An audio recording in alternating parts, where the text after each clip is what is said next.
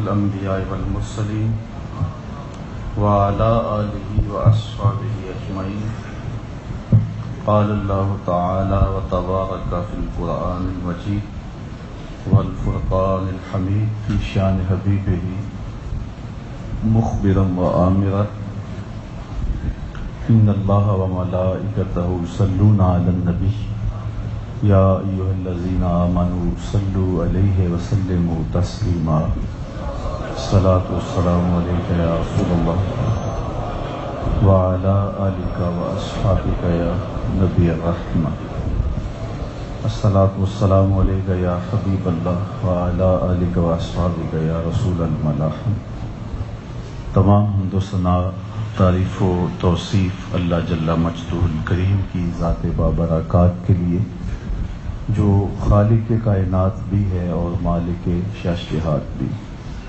اللہ جل وعلا کی حمد و ثنا کے بعد رسول رحمت، شفیع معظم، نبی محتشم، حضور ختم المرتبت صلی اللہ علیہ وآلہ وسلم کے حضور ناز میں اپنی عقیدتوں، ارادتوں اور محبتوں کا خراج پیش کرنے کے بعد واجب الاحترام ذوی الاحتشام معزز و مکرم سامعین، خواتین و حضرات، السلام علیکم ورحمۃ اللہ وبرکاتہ.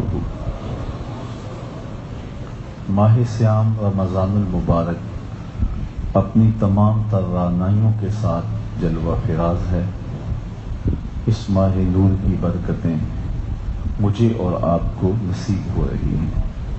بارگاہ ایزدی میں دعا ہے کہ ہمارے ماضی کے سارے گناہ معاف کر دیے جائیں اور اس ماہ نور کی برکتیں ہماری روحوں میں اتار دی جائیں. 6 دن گزر بھی گئے، بقیہ ایام بھی تیزی سے یوں ہی گزر جائیں گے. میرے حضور نے ارشاد فرمایا، اگر لوگوں کو پتہ چل جائے کہ ماہ سیام میں کیا ہے تو وہ آرزو کریں کہ پورا سال ہی ماہ سیام ہو. اتنی رحمتیں، اتنی برکتیں اس مہینے کے دامن میں ہیں. گناہگاروں کو بخشش و مغفرت کے پردوں میں یہ مہینہ ڈھانپ لیتا ہے، اور یہ عشرہ جو چل رہا ہے پہلے 10 دن، یہ عشرہ رحمت ہے. اولہ رحمہ و اوسطہ مغفرہ و آخرہ عتق من النار. اس کا پہلا حصہ عشرہ اول رحمت ہے، دوسرا حصہ بخشش و مغفرت کا پروانہ دینے آیا ہے، اور تیسرا عشرہ جہنم کی آگ سے آزادی کا سندیسہ ہے. اپنے دامن میں بے پناہ برکتیں، رحمتیں لیے یہ مہینہ جلوہ فراز ہوا. اس کے چاروں اجتماعات جمعۃ المبارک کے اور لیلۃ القدر کے انشاءاللہ مرکز مصطفیٰ میں نصیب ہوں گے، تو بہت ساری برکتیں مجھے آپ کو نصیب ہوں گی. آج اسلام کے حوالے سے چند باتیں آپ سے گزار کرنا چاہتا ہوں. آپ کو مجھے اللہ اسلام کے حقیقی ثمرات نصیب فرمائے. اسلام ہمارا دین ہے اور ہم جینا مرنا اسلام پہ چاہتے ہیں. اسلام ہے کیا؟ اسلام کسے کہتے ہیں؟ میرے حضور علیہ السلام سے یہ سوال متعدد موقعوں پہ پوچھا گیا، اور حضور نے جو پوچھنے والے تھے ان کے نفسیات کے مطابق، ان کے حالات کے مطابق اس کا جواب بھی ارشاد فرمایا، یا اس وقت جس چیز کی ضرورت تھی حضور نے اسلام کی اس انداز سے اس کی تشریح فرمائی. حضرت عمر بن خطاب رضی اللہ تعالی عنہ سے معروف روایت ہے، فرماتے ہیں بینما نحن عند رسول اللہ صلی اللہ علیہ وآلہ وسلم، ایک دن ہم حضور کے پاس بیٹھے ہوئے تھے. کوئی کسی اعلیٰ عہدیدار، کسی منصب دار کے پاس بیٹھتا ہے تو پھر وہ واپسی اپنے دوستوں میں آ کے بڑے فخری انداز میں کہتا ہے کہ ہم فلاں صاحب کے پاس بیٹھے ہوئے تھے. کوئی عالم دین صوفیاء، فقیروں اور درویشوں کے پاس بیٹھنے کی عادت رکھتا ہے تو اس کا اپنا انداز گفتگو ہوتا ہے کہ میں فلاں عالم دین کی صحبت میں بیٹھا کرتا تھا، ایک دن بیٹھا تو یہ واقعہ ہوا. تو لوگ اپنے اپنے انداز میں بات کرتے ہیں، لیکن حضرت عمر کیا کہتے ہیں؟ ایک دن ہم حضور کے پاس بیٹھے ہوئے، کیا گھڑیاں ہوں گی، کیا لمحے ہوں گے، نور برستا ہوگا، انوار کی جھرمٹ میں بیٹھے ہوں گے. تو کہتے ہیں کہ بینما نحن عند رسول اللہ صلی اللہ علیہ وسلم ذات یوم، ایک دن ہم حضور کے پاس بیٹھے ہوئے تھے. اطلع علینا رجل شدید و بیاض الثیاب، ایک شخص آیا جس کا لباس بہت سفید تھا، چٹا سفید لباس اس نے پہنا ہوا تھا. شدید و سواد الشعر، اور اس کے بال انتہائی سیاہ تھے. لباس الجھا تھا، اجلا ہوا تھا اور سفید اور شفاف تھا، اور بال گھنے تھے اور انتہائی سیاہ بال تھے. لا یرا علیہ اثر السفر، اس کے بشرے سے، اس کے لباس سے، اس کی وضاحت سے نہیں لگتا تھا کہ وہ مسافر ہے. مسافرت کے کوئی آثار دکھائی نہیں دے رہے تھے. آج کل بھی کوئی سفر سے آئے تو پھر بھی پتہ چلتا ہے کہ سفر سے آیا ہے، لیکن اس زمانے میں تو مسافر کی صورت ہی بتاتی تھی کہ یہ سفر کی صعوبتیں سہتے ہوئے آیا ہے. لیکن وہ اس طرح تازہ بتازہ تھا، چہرہ اس کا کھلا تھا، لباس اس کا اجلا ہوا تھا، سفید اور شفاف تھا، کوئی سلوٹ نہیں پڑی تھی، اور اس کے بال گھنے اور سیاہ تھے. تو مسافر لگتا نہیں تھا، آثار سفر اس کے چہرے سے نمایاں نہیں تھے. ولا یعرفہ منا احد، اور مقامی بھی نہیں تھا، ہم میں سے کوئی نہیں تھا کہ جو اسے پہچانتا ہو. مدینہ المنورہ کے واسی ایک دوسرے کو جانتے تھے، کوئی اتنا پھیلا ہوا شہر نہیں تھا کہ کوئی لوگوں کی آپس میں شناسائی نہ ہو. ایک دوسرے کو شکل سے بلکہ ناموں سے جانتے تھے. تو کہا ہم میں سے اسے جانتا بھی کوئی نہیں تھا. مطلب کیا کہ وہ شہر کا واسی نہیں تھا. تو پھر وہ مسافر تھا، لیکن مسافر لگ نہیں رہا تھا. شدید سفید لباس پہنا تھا، گھنے سیاہ بال تھے، اور حضور کی خدمت میں وہ شخص آیا. حتی جلس الی النبی صلی اللہ علیہ وسلم، یہاں تک کہ وہ حضور کے پاس آ کے بیٹھ گیا. فَأَسْنَدَ رُكْبَتَيْهِ إِلَىٰ رُكْبَتَيْهِ، اس نے اپنے گھٹنے حضور کے گھٹنوں سے جوڑ لیے، دو زانو ہو کے بیٹھ گیا. اور وَوَضَعَ كَفَّيْهِ إِلَىٰ فَخِذَيْهِ، اس نے اپنے دونوں ہاتھ اپنی دونوں رانوں پہ رکھے. جس طرح بندہ تشہد میں بیٹھتا ہے رانوں پہ ہاتھ رکھے جاتے ہیں، تو اس طرح اس نے دونوں ہاتھ رکھے، دو زانو ہو کے بیٹھ گیا. اور بیٹھنے کے بعد عرض گزار ہوتا ہے. وقال یا محمد صلی اللہ علیہ وسلم اخبرنی عن الاسلام، کہنے لگا اے محمد صلی اللہ علیہ وسلم آپ مجھے اسلام کے بارے میں بتائیں، اسلام کیا ہے، اسلام کی خبر دیجیے.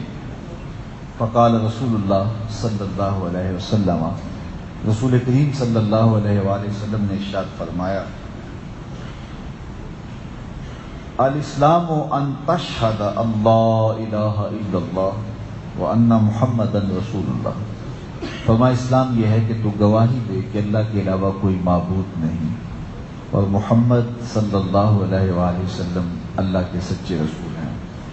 وتقیم الصلاۃ، اور تو نماز ادا کرے، وتؤتی الزکوٰۃ، اور زکوٰۃ ادا کرے، وتصوم رمضان، اور رمضان کے روزے رکھے، وتحج البیت ان استطعت الیہ سبیلا، اور اگر تیرے پاس استطاعت ہے تو حج کرے.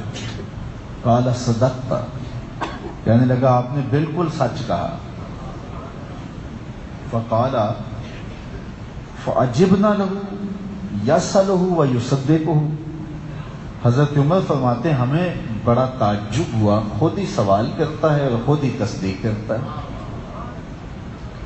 پھر اس نے حضور سے احسان کے بارے پوچھا، ایمان کے بارے پوچھا، قیامت اور اس کی نشانیوں کے بارے پوچھا. حضور بتائیں تو وہ کہے ہاں ہاں آپ نے سچ کہا ہے.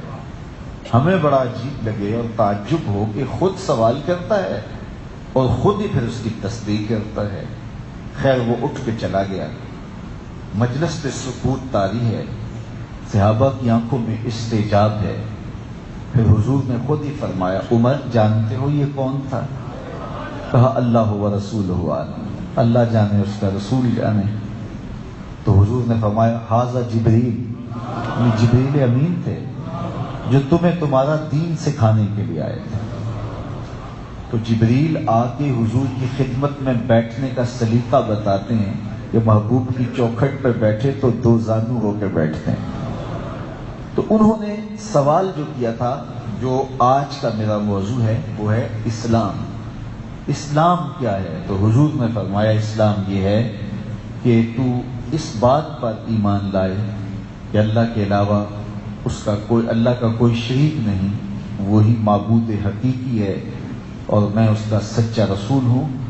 نماز تو ادا کرے، روزہ رکھے، زکوٰۃ دے، توفیق ہو تو حج کرے. تو یہ اسلام ہے کہ ایمان بھی لایا جائے اور اعمال صالحہ بھی بجا لائے. اللہ اکبر. ایک اور روایت حضرت عدی بن حاتم رضی اللہ تعالی عنہ اپنی کہانی سناتے ہیں. اللہ اکبر. مجھے پچھلے دن ایک صاحب ملے تو مجھے کہنے لگے میں بتانا چاہتا ہوں کہ میں آپ کے پاس کیسے آیا. تو وہ اپنی کہانی بتا رہے تھے کہ میں بڑا دنیا میں یوں کھبا ہوا تھا، تو بس ایک صاحب نے مجھے بتایا تو یہ کہانی. تو ان کی آنکھوں میں آنسو تھے. تو میں اب سوچتا ہوں کہ اگر کوئی شخص اس ماحول سے وابستہ ہوا ہے تو اس کو بھی اپنی کہانی یاد ہے کہ میں کیسے پلٹ کے یہاں آیا. تو وہ کتنے خوش نصیب تھے اور اپنی کہانیاں کیسے انہیں یاد ہیں جو کفر سے نکل کے ایمان کی روشنی میں آئے تھے. تو حضرت عدی بن حاتم تائی کا بیٹا اپنے ایمان کا واقعہ بیان کرتا ہے. فرماتے ہیں کہ قال اتیت النبی صلی اللہ علیہ وآلہ وسلم، میں حضور کی خدمت میں حاضر ہوا. فقال اسلم تسلم، حضور نے فرمایا اسلام لے آؤ تمہیں امن ملے گا، تمہیں سلامتیاں ملے گی. قلت مل اسلام، میں نے کہا حضور مجھے بتائیے اسلام ہے کیا جس کی آپ مجھے دعوت دیتے ہیں، وہ اسلام ہے کیا؟ وقال، اور حضور نے ارشاد فرمایا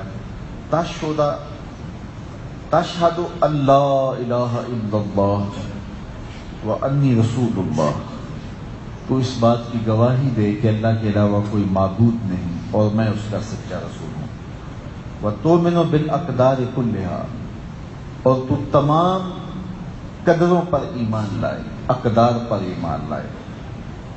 لخیرہا وشرہا، اچھی تقدیر پر اور بری تقدیر پر. حلوہا ومرہا، وہ کڑوی ہو یا میٹھی ہو، تو تقدیر پر ایمان لائے اور اللہ پر ایمان لائے اور میرے پہ ایمان لائے. یہ اسلام ہے. تو حضور نے مختصراً اسلام کی یہ توضیح ارشاد فرمائی. ایک شخص حضور کی خدمت میں حاضر ہوا اور اس نے حضور سے عرض کی ای الاسلام خیر، حضور بہتر اسلام کون سا ہے؟ اسلام کی کون سی صورت ہے جو اچھی ہے؟ تو آقا کریم نے اسے جو جواب دیا وہ بھی سنیے اور اسلام کی جامعیت کا اندازہ کیجیے. صرف مخصوص عبادات کا نام اسلام نہیں ہے. بعض لوگوں نے یہ سمجھ لیا ہے نماز، روزہ، حج، زکوٰۃ یہ مخصوص عبادات کریں گے تو یہ ہمارا اسلام ہے. یہ اسلام میں داخل ہیں چیزیں، لیکن اسلام بہت ساری چیزوں کا مجموعہ ہے. اس میں عقائد بھی آتے ہیں، اعمال بھی آتے ہیں، اخلاقیات بھی آتے ہیں، معاملات بھی آتے ہیں. تو اسلام ایک مکمل نظام حیات ہے، ایک مکمل زندگی گزارنے کا اسلوب اور طریقہ ہے. تو صرف عبادات پر اسلام کی تعریف کو کہہ دینا کہ صرف مخصوص عبادات کا نام اسلام ہے، تو یہ اسلام کو نہ سمجھنے والی بات ہے. حضور کی مختلف احادیث اگر ہم اپنے مطالعہ میں رکھیں تو ہمیں سمجھ آتی ہے کہ اسلام ایک مکمل ضابطۂ حیات ہے اور زندگی کے تمام شعبوں پر حاوی ہے. زندگی کو کس خوبصورتی سے گزارنا ہے کہ اللہ اس کے رسول کی رضا حاصل ہو، تو یہ اسلام ہے. تو اس نے پوچھا حضور مجھے بتائیے کہ سب سے اچھا اسلام کون سا ہے؟ تو سنیے میرے حضور نے کیا فرمایا. قال تطعم الطعام وتقرأ السلام علی من عرفت ومن لم تعرف، کہ تو لوگوں کو کھانا کھلائے، جس کو پہچانتا ہے جس کو نہیں پہچانتا سب کو سلام کرے. یہ ہے اسلام. جو بھی تجھے ملے اس کو کہے السلام علیکم. یہ تحیت المسلم ہے، یہ مسلمان کا تحیت ہے. ہر قوم کا ملاقات کے وقت کوئی باہمی ملاقات کا کلمہ ہوتا ہے جس کو وہ بولتے ہیں. کوئی گڈ مارننگ کہتے ہیں، کوئی نمستے کہتے ہیں، کوئی کچھ بولتے ہیں. اب اسلام کا تحیت کیا ہے؟ تحیت المسلم السلام علیکم. تو یہ ایک ضمانت ہے جو ہم اپنے مومن بھائی کو دیتے ہیں. السلام علیکم کا کیا مطلب ہے؟ تیرے اوپر سلامتی ہو. تو ہم اپنے مومن بھائی کو کہتے ہیں کہ میرے مومن بھائی تو پریشان نہ ہو، تیری جان، تیری آبرو، تیرا مال، تیری عزت، تیری آبرو میری جانب سے محفوظ ہے. تجھے میری جانب سے کوئی فکر نہیں ہونی چاہیے. میں تجھے ضمانت دیتا ہوں السلام علیکم، میری جانب سے بے خوف ہو جا. تو وہ بھی آگے سے کیا کہتا ہے؟ وعلیکم السلام. اگر تو مجھے ضمانت فراہم کرتا ہے تو پھر میں بھی تجھے ضمانت دیتا ہوں. تیری آبرو، تیری عزت اور تیری ناموس، تیرا مال، تیری جان میری جانب سے محفوظ ہوگی. یہ ہم ایک دوسرے کو ضمانتیں دیتے ہیں. تو جب ایک دوسرے کو ضمانت دیں تو پھر اس میں خیانت نہیں کیا کرتے. کسی کو السلام علیکم کہہ دیا تو اس کا مطلب یہ ہوا کہ ہم نے اس کو ضمانت فراہم کر دی. ہارون رشید کے زمانے میں ایک قیدی کو سزائے موت کا حکم ہوا تو اس سے پوچھا گیا تیری کوئی آخری آرزو؟ تو کہا میں بادشاہ کو ملنا چاہتا ہوں. بادشاہ سے کہا گیا کہ ایک قیدی ہے، اس کو سزائے موت ہے، تو اس کی آخری آرزو یہی ہے. اس نے کہا لے آؤ اسے. دربار سجا تھا. وہ شخص داخل ہوا اور اس نے داخل ہوتے ہی کہا السلام علیکم. بادشاہ نے کہا وعلیکم السلام. اب اس کی آرزو آخری پوری ہو گئی. کہا اس کو لے جاؤ اور اس کو قتل کر دو، چونکہ یہی اس کی سزا ہے.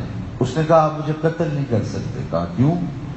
کہا بادشاہ سلامت میری سلامتی کی ضمانت دے چکے ہیں. تو بادشاہ نے کہا میں نے کب دی ہے؟ کہا آپ نے کہا نہیں وعلیکم السلام. تو پھر اس کا مطلب یہ ہے کہ آپ مجھے سلامتی کی ضمانت دے چکے ہیں. تو بادشاہ مسکرا کے کہنے لگا اسے چھوڑ دو.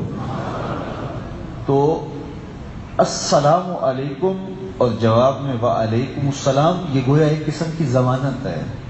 اور میں سوچتا ہوں کہ ہم جب پڑھتے ہیں السلام علیکہ ایھا النبی، تو اگر زندگی میں ایک مرتبہ بھی خلوص سے پڑھا گیا اور جواب مل گیا حضور کی جانب سے پھر تو خیر ہی خیر ہے نا. اگر اس زبان سے نکل گیا کہ وعلیکم السلام تیرے اوپر بھی سلامتی ہو، تو پھر بتاؤ کہ حشر کی دھوپ تنگ کرے گی. جب انہوں نے کہہ دیا سلامتی ہے تو پھر سلامتی ہی سلامتی. حضور کی عادت کریمہ یہ تھی کہ جب کسی کے ہاں تشریف لے جاتے تو 3 مرتبہ اس کے دروازے پہ دستک دیتے اور ہر دستک کے ساتھ کہتے السلام علیکم. تو اگر جواب آتا ٹھیک، تو 3 مرتبہ بھی اگر جواب نہیں آیا تو حضور واپس پلٹ جاتے اور دوبارہ پھر کبھی سے ہی.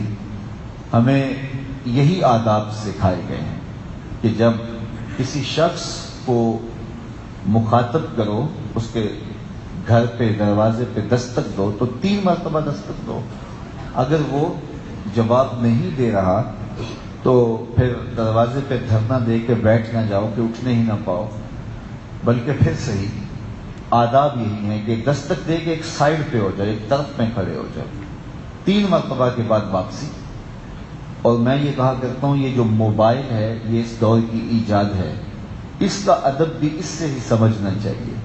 کسی کو فون کریں تو 3 مرتبہ اگر بیل گئی ہے اور اس نے جواب نہیں دیا تو پھر کسی اور موقع پہ آپ دوبارہ زحمت دینا.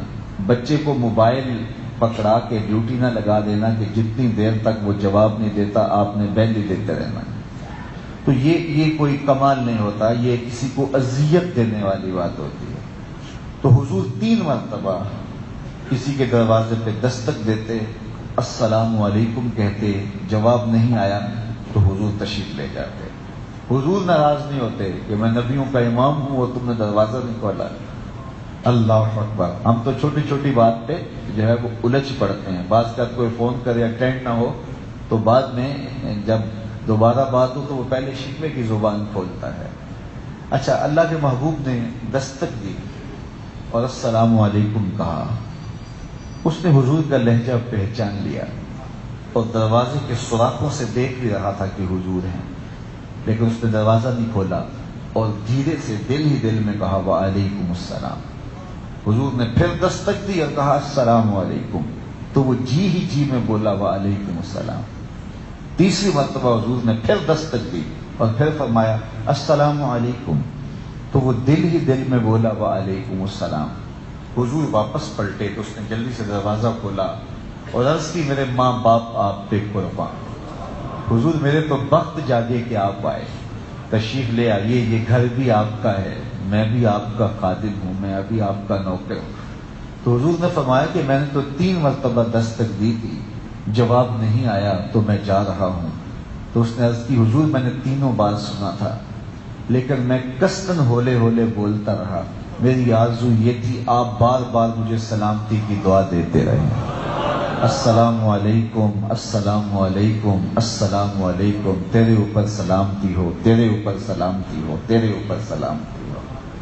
تو ان کی زبان سے اگر وعلیکم السلام کے لفظ نصیب ہو گئے تو پھر برکت ہی برکت ہے. اسی لیے ہم کہتے ہیں کثرت سے حضور پہ درود پڑھو.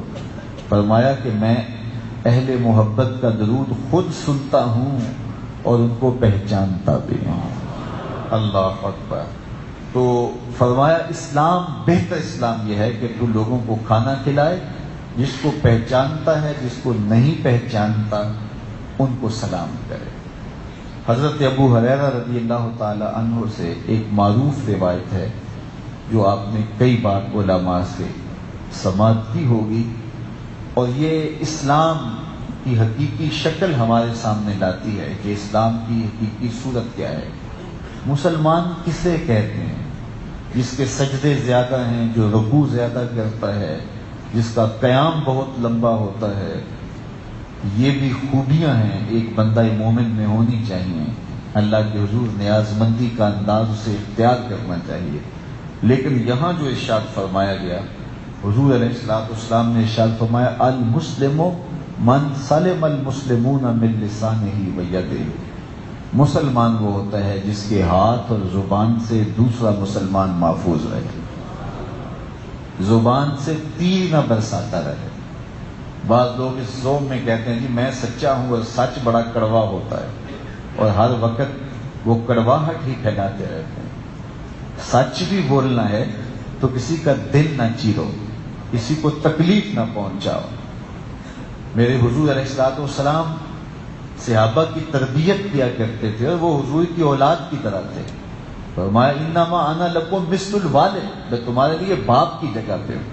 تو باپ اپنی اولاد کو جھڑک بھی لیتا ہے، سخت بات بھی کر لیتا ہے، لیکن کوئی ماجرا ہوتا تو میرے حضور سختی نہ فرماتے، کسی کا نام لے کے نہ کہتے، بلکہ فرماتے بعض لوگ ایسے ایسے کرتے ہیں، انہیں ایسے ایسے نہیں کرنا چاہیے. مسجد نبوی میں ایک بدو آیا اور وہ پیشاب کرنے بیٹھ گیا. کچی مسجد تھی اس زمانے میں، تو وہ ایک گوشے میں پیشاب کرنے بیٹھ گیا، اور یہ کوئی یہاں کرے تو ہمارا رد عمل کیا ہوگا؟ یقیناً صحابہ دوڑے اور اس کو مارنے کے لیے، اس کو ہٹانے کے لیے، اس کو اٹھانے کے لیے، لیکن میرے حضور نے دیکھا تو فرمایا رک جاؤ، اب بیٹھ گیا ہے تو اس کو قضائے حاجت کر لینے، تو بعد میں پانی بہا دینا۔ اور پھر جب اس نے پیشاب کر لیا تو اس کو بلایا، کہا یہ مسجدیں بول و براز کے لیے نہیں، ذکر و فکر کے لیے بنائی گئی ہیں۔ تو یہ تھا میرے حضور کا اخلاق۔ حضرت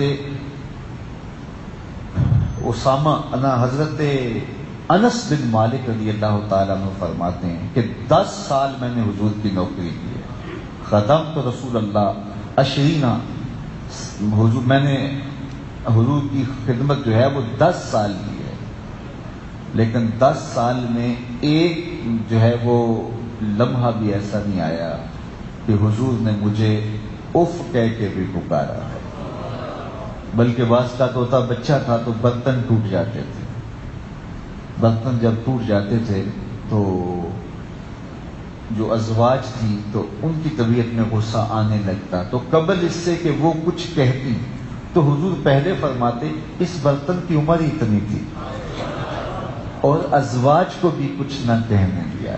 اللہ اکبر! تو یہ حضور کی شفقت ہے۔ تو اسلام محبت کا نام ہے، اسلام پیار کا نام ہے، حسن سلوک کا نام ہے، باہمی محبت اور الفت کا نام ہے۔ آقا کریم علیہ السلام کا ایک فرمان سنیے، حضور نے ارشاد فرمایا لا یؤمن العبد الایمان کلہ حتی یترک الکذب فی المزاحۃ والمراء ان کان صادقا، کہ اتنی دیر تک کوئی شخص کامل مومن نہیں ہوگا جب تک وہ مزاح کی حالت میں بھی جھوٹ نہ چھوڑ دے۔ ایک تو ہے کہ جھوٹ کسی مقصد کے لیے بولنا، کسی کو نقصان پہنچانے کے لیے، اپنے نفع کے لیے جھوٹ بولنا، کسی کے ضرر کے لیے جھوٹ بولنا، وہ تو کبھی ہے ہی ہے۔ بعض اوقات انسان باتوں باتوں میں مزاحن کوئی بات کر دیتا ہے اور اس میں جھوٹ ہوتا ہے، لیکن میرے حضور نے فرمایا کہ ایمان کامل اتنی دیر تک نہیں ہو سکتا جب تک مزاحن بھی جھوٹ بولنا نہ چھوڑ دیا جائے۔ اور آگے فرمایا کہ والمرا وان کان صادقا، اور اگرچہ تو سچا بھی ہے پھر بھی جھگڑا چھوڑ دے۔ کسی بھائی سے، کسی دوست سے الجھاؤ ہو گیا ہے اور تو سچا ہے، اور تو اپنی سچائی کے لیے اس سے الجھے اور جھگڑا پھیل جائے تو تو چھوڑ دے، کوئی بات نہیں ہے۔ تو جب تک یہ کیفیت پیدا نہیں ہوتی کہ جھگڑا مٹانے کے لیے سچا ہونے کے باوجود بھی ترک کر دیا جائے اور مزاح کی حالت میں بھی جھوٹ نہ بولا جائے، جب تک یہ کیفیت نصیب نہیں ہوتی ایمان کامل ہی نہیں ہوتا۔ اور جو اہتمام سے جھوٹ بولیں، اپنے مقاصد مذمومہ کے لیے جھوٹ بولیں، کسی کو ضرر پہنچانے کے لیے جھوٹ بولیں، دھوکہ دہی کے لیے، دجل و فریب کے لیے جھوٹ بولیں، تو ان کا ایمان کیسے مکمل ہوگا؟ میرے حضور سے پوچھا گیا کہ مومن بزدل ہو سکتا ہے؟ کہا نہیں، مومن سخی ہوتا ہے، لیکن مومن بہادر ہوتا ہے، لیکن ہو سکتا ہے کبھی اس سے بزدلی بھی ہو جائے، آخر بشر ہے، کمزوریاں تو ہیں۔ پھر پوچھا گیا کہ مومن کنجوس ہو سکتا ہے؟ فرمایا نہیں، سخی ہوتا ہے، لیکن ہو سکتا ہے کبھی اس سے بخل بھی سرزد ہو جائے۔ پھر تیسری بات میرے حضور سے پوچھی کہ مومن جھوٹا ہو سکتا ہے؟ تو میرے حضور نے فرمایا جھوٹا نہیں ہو سکتا، یہ بات طے ہے کہ مومن جھوٹا نہیں ہو سکتا۔ تو میں اور آپ دیکھیں کہ ہماری زندگی میں کہیں جھوٹ رچ بس تو نہیں گیا ہوا۔ میرے حضور نے فرمایا من لم یدع قول الزور والعمل به فلیس للہ حاجہ ان یدع طعامہ وشرابہ، جو جھوٹ اور جھوٹے کام نہیں چھوڑتا اس کے بھوکا پیاسا رہنے کی اللہ کو کوئی ضرورت نہیں ہے۔ وہ روزہ رکھتا ہے، سارا دن بھوک کاٹتا ہے، پیاس کاٹتا ہے، لیکن جھوٹ نہیں چھوڑتا۔ دیکھیے روزے میں تو ان چیزوں کو بھی چھوڑنے کا حکم دیا گیا ہے جو جائز اور مباح تھے، کھانے جائز تھے، پاکیزہ تھے، طیب تھے، طاہر تھے۔ ماہ سیام میں کہا کہ دن کے وقت وہ نہیں لیں گے۔ میری زبان کانٹا بن رہی ہے، حلق میرا اس وقت خشک ہو رہا ہے، کوئی مجھے آب زمزم نکال کے دے کہ جناب یہ 2 گھونٹ لے لیجئے، میں آب زمزم لے کر آیا ہوں، اور مدینہ المنورہ کے باغوں کی پکی ہوئی یہ کھجور ہے، تو جناب یہ لے لیجئے، اس سے طیب اور طاہر مشروب اور معقول اور کیا ہو سکتا ہے؟ لیکن کیا میں وہ آب زمزم پیوں گا؟ کیا وہ کھجور کھاؤں گا؟ جو چیز میرے لیے محبوب بھی ہے، مرغوب بھی ہے، جائز بھی ہے، مباح بھی ہے، میرے بدن کو تقویت بھی دینے والی ہے، میری روح کو بھی تازگی دینے والی ہے، جس سے میری عقیدت بھی وابستہ ہے، لیکن رمضان المبارک میں حالت روزہ میں اس سے بھی روک دیا گیا۔ جو چیزیں جائز، مباح اور مرغوب اور محبوب تھی ان سے بھی منع کر دیا گیا، اور جو چیزیں رمضان المبارک اور روزے کے علاوہ بھی حرام ہیں تو اس کو روزے میں کس طرح جو ہے وہ اختیار کیا جائے اور پھر روزے کا نور نصیب ہو جائے۔ جب آنکھ بھٹکے گی، خیال بہکیں گے، سوچیں آوارہ ہوتی رہیں گی، زبان غیبت، سب و شتم، چگلی، جھوٹ بولتی رہے گی، جب لہجوں میں تکبر رہے گا، انداز زندگی کے اندر جب ریاکاری موجود رہے گی، تو پھر سارا دن بھوک کاٹنی ہوگی، روزے کے ثمرات نصیب نہیں ہوں گے۔ روزہ تب نصیب ہوگا، روزے کی کیفیت تب نصیب ہوگی، روزے کا نور من میں تب اترے گا کہ جو چیزیں حرام ہیں ان کو تو چھوڑا ہی چھوڑا ہے، وقتی طور پہ جو چیزیں جو حلال ہیں وقتی طور پہ ان کو بھی چھوڑنا پڑے گا۔ تو اس لیے جو جھوٹ نہیں چھوڑتا اور جھوٹے کام نہیں چھوڑتا، میرے حضور نے فرمایا اس کو بھوکا پیاسا، اس کے بھوکا پیاسا رہنے کی اللہ کو کوئی ضرورت نہیں ہے۔ تو فرمایا کہ جو شخص جھوٹ مزاح کی حالت میں بھی نہیں چھوڑتا اور سچا ہونے کے باوجود وہ لڑتا رہتا ہے اور اپنا کہتا ہے جی میرا حق ہے، تو فرمایا ایمان کامل اس کو نصیب نہیں ہوگا، جو لڑائی سے بچنے کے لیے سچا ہونے کے باوجود بھی چھوڑ نہیں دیتا اور مزاح کی حالت کے اندر بھی جھوٹ نہیں چھوڑ دیتا۔ بلکہ حضور نے اسلام کا کتنا خوبصورت تعارف کروایا۔ آج دہشت گردی کے نام سے اور کس کس ناموں سے اسلام کو مطعون کیا جاتا ہے، جبکہ اسلام تو وہ امن کا دین ہے، وہ محبتوں کا دین ہے کہ فرمایا بالمومن من امنہ الناس علی دمائہم و اموالہم، مومن وہ ہے جس سے لوگوں کے مال اور لوگوں کی جانیں محفوظ ہوں۔ یہ مومن کی پہچان ہے، وہ کسی کی آبرو میں دخل اندازی نہیں کرتا، کسی کی اموال نہیں لوٹتا، لوگوں کی زندگیوں سے نہیں کھیلتا۔ ایک انسان کا قتل کرنا پوری انسانیت کا قتل کرنے کے مترادف ہے۔ بلکہ میرے حضور نے فرمایا جس شخص نے کسی انسان کے قتل میں آدھے جملے سے مدد کی، اللہ اس کو جہنم کی آگ میں جلائے گا۔ کسی کے قتل پر کسی کو ابھارا، کوئی بات کی، پورا جملہ بھی نہیں تھا، آدھے جملے سے اگر کسی نے کسی کے قتل پہ مدد کی تو اللہ تعالیٰ اس کو جہنم کی آگ میں جلائے گا۔ اب دیکھیے ام المومنین سیدہ عائشہ رضی اللہ تعالی عنہا سے اسلام کی ایک صورت اور اسلام کا ایک رنگ۔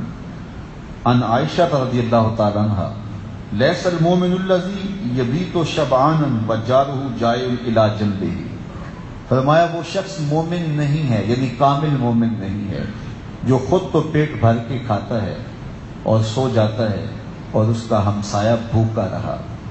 اگر ہمسایہ بھوکا رہا اور وہ خود پیٹ بھر کے کھا کے سو گیا تو میرے حضور فرماتے ہیں اس کا ایمان کامل ہی نہیں ہے۔ تو مومن کی ذمہ داری ہے کہ وہ اپنے اطراف پہ نظر رکھے۔ ہمارا اسلام ہمیں یہ سکھاتا ہے اپنے ماتحتوں کی ضروریات کو سمجھیں، اپنے ہمسایوں اور اپنے رشتہ داروں، اپنے اقربا اور اپنے عزیزوں کی ضروریات کو سمجھیں، اور جو بس میں ہو وہ پورا کرنے کی کوشش کرے۔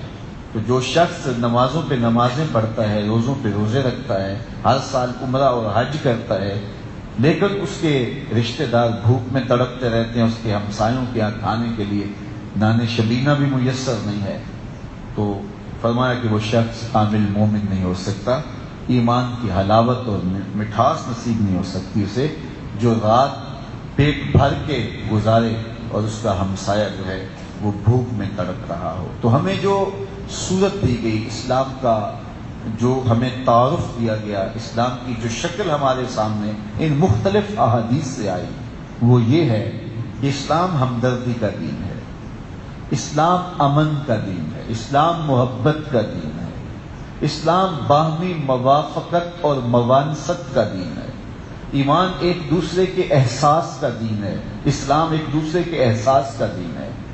اسلام بھوکوں کو کھانا کھلانے کا، پیاسوں کو پانی پلانے کا، ننگوں کو لباس دینے کا اور پریشان حالوں کے دکھوں میں ان کی مدد کرنے کا دین ہے۔ اسلام ہمیں سکھاتا ہے کہ اپنے اطراف پہ نظر رکھو، نگاہ رکھو، اور ہمیں ہر خوشی کے موقع پر غرباء کو اپنے ساتھ شامل کرنے کی تلقین کی گئی ہے۔ یہ روزے آئے ہیں تو ہمیں غرباء کا خیال رکھنے کی تلقین کی گئی، افطار کی فضیلتیں بیان کی گئی۔ اسی طرح عید آتی ہے تو عید میں صدقہ فطر واجب کیا گیا۔ عید قرباں آئی تو ہم اپنے گھروں میں جانور لا کر کے اس کو ذبح کر کے غرباء میں اس کا گوشت تقسیم کریں گے تاکہ وہ بھی اس سے متمتع ہوں، فیضیاب ہوں۔ ہمیں ہر موقع پہ دوسروں کا خیال رکھنے کی، دوسروں کا لحاظ رکھنے کی تلقین کی گئی، سبق دیا گیا اور ان کے ساتھ محبت اور موانست کے ساتھ پیش آنے کی تلقین گئی۔ شادی کا موقع ہوا، ہم اپنے بیٹے کی شادی کی، ولیمہ رچایا، میرے حضور کی آواز آئی، شر الطعام طعام الولیمہ، بدترین کھانا ولیمے کا کھانا ہے، جس میں امیروں کو تو بلایا جائے، غریبوں کو نہ بلایا جائے۔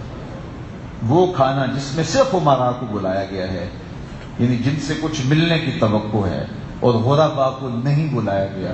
میرے حضور کی زبان سے فرمایا گیا، کھانوں میں سب سے بدتر کھانا اگر کسی نے دیکھنا ہو تو وہ یہ کھانا ہے۔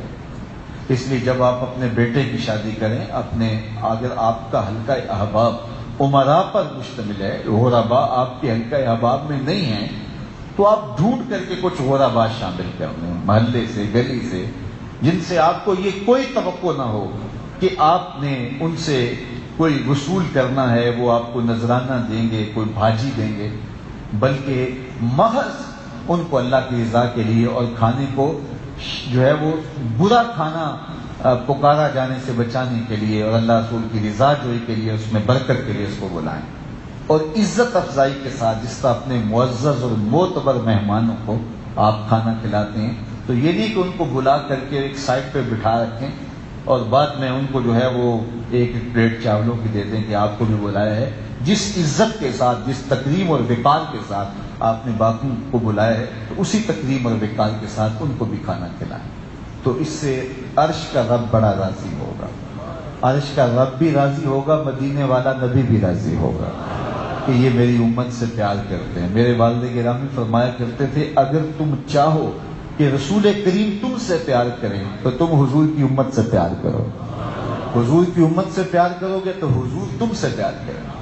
اگر کوئی میرے بچوں کا منہ چومے تو میں اس سے پیار کرتا ہوں نا، آپ کی اولاد سے کوئی پیار کرے تو آپ اس سے بے ساختہ پیار کرنے لگ جاتے ہیں کہ یہ میری اولاد سے پیار کرتا ہے۔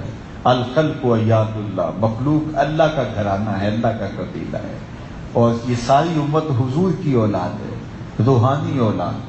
تو آقا کریم علیہ الصلوۃ والسلام کا اگر آپ پیار چاہتے ہیں تو حضور کی امت سے پیار کیجیے، حضور کی امت سے محبت کیجیے۔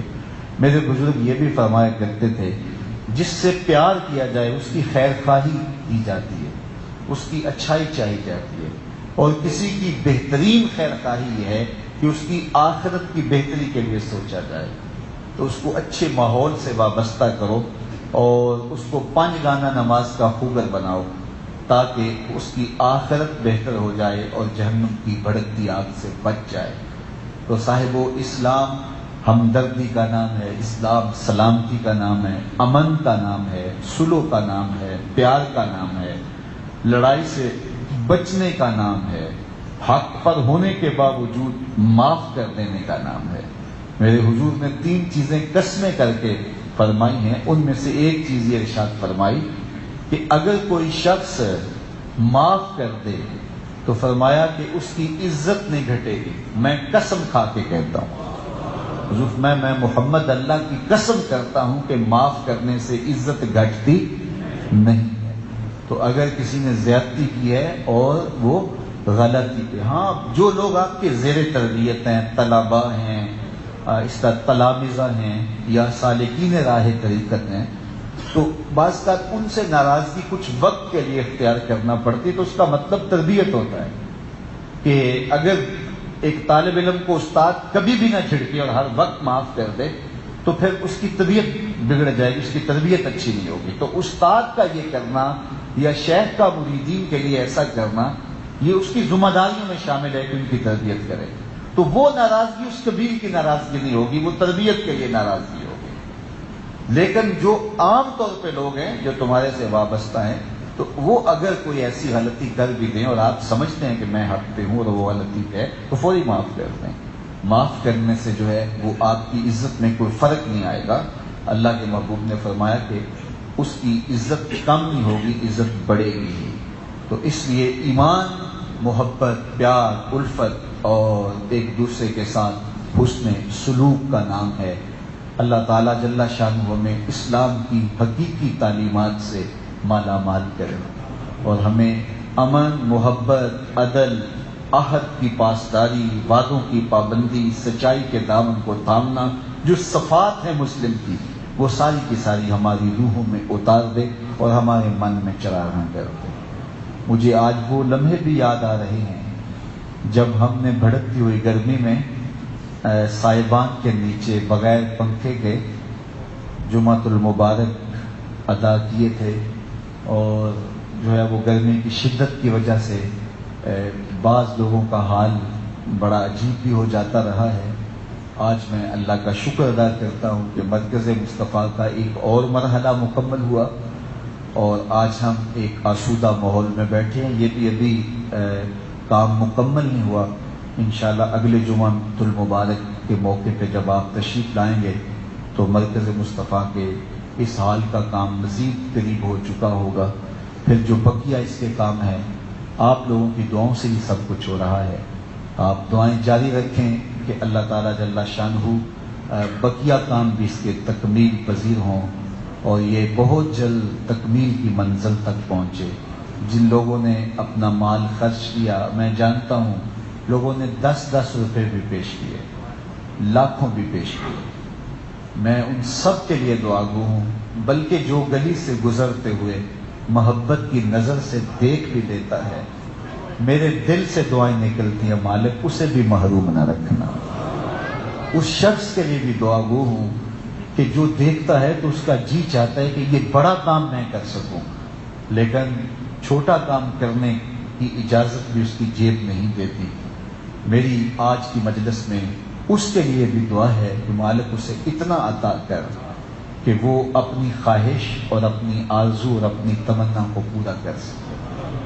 بعض تمنائیں بہت بڑی نہیں ہوتی ہیں، چھوٹی چھوٹی ہوتی ہیں. مجھے ایک شخص ملنے آتا تھا تو میرے پاس بیٹھا رہتا تھا. تو ایک دن وہ مجھے کہنے لگا کہ دعا کیجئے کہ اللہ مجھے کوئی وسائل دے دے.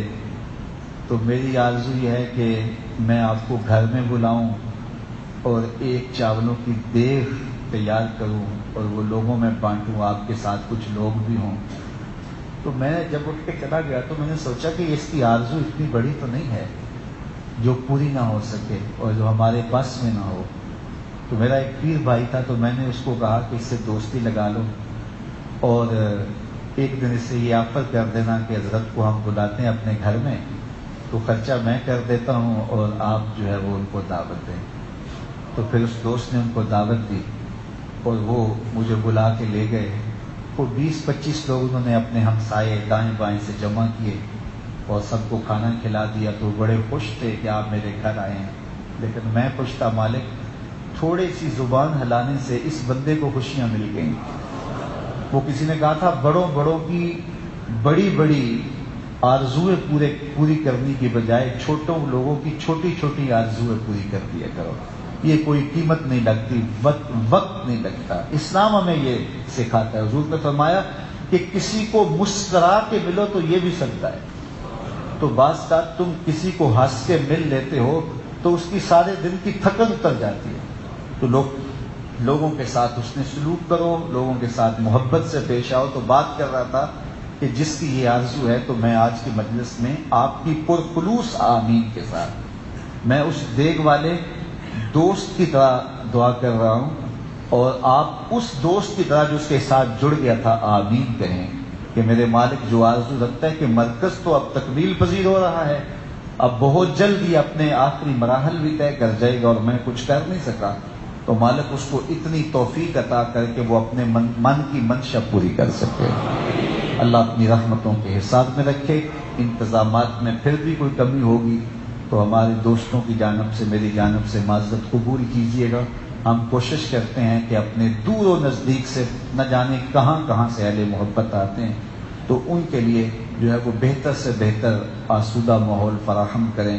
ظاہر ہے پارکنگ کے مسائل ہیں، راستے کے مسائل ہیں، انشاءاللہ بہتریوں سے بہتریاں ہوتی چلی جائیں گی۔ اللہ آپ کو مجھے اپنی رحمتوں کے حصار میں رکھے۔ کی محمد سے وفا تو نے تو ہم تیرے ہیں، یہ جہاں چیز ہے کیا لو